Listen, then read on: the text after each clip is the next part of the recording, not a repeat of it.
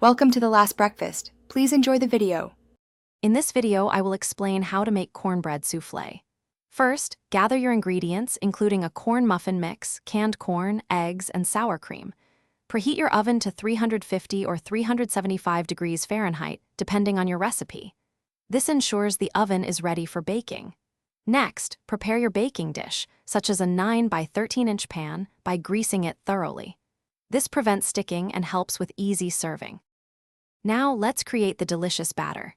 In a large bowl, combine your wet ingredients, which typically include melted butter, eggs, and sour cream. Next, add both the canned whole kernel corn and the creamed corn to this mixture. Finally, stir in the corn muffin mix. Mix everything until it is just combined, being careful not to overmix. Overmixing can lead to a tougher texture, and we want a light, fluffy soufflé. With your batter ready, it's time for baking. Carefully pour the entire mixture into your greased baking dish, spreading it evenly. Place the dish into your preheated oven. Bake for approximately 45 to 60 minutes at 350 degrees Fahrenheit.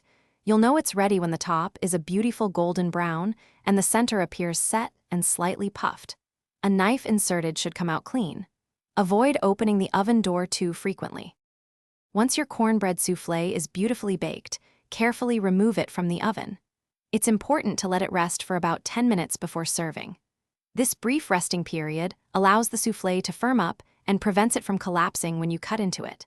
Serve your warm, fluffy cornbread soufflé as a wonderful side dish with your favorite meal, or even enjoy it on its own for a comforting treat. Enjoy every delicious bite. Thanks for watching. If this was helpful, leave a like and consider subscribing. See you next time.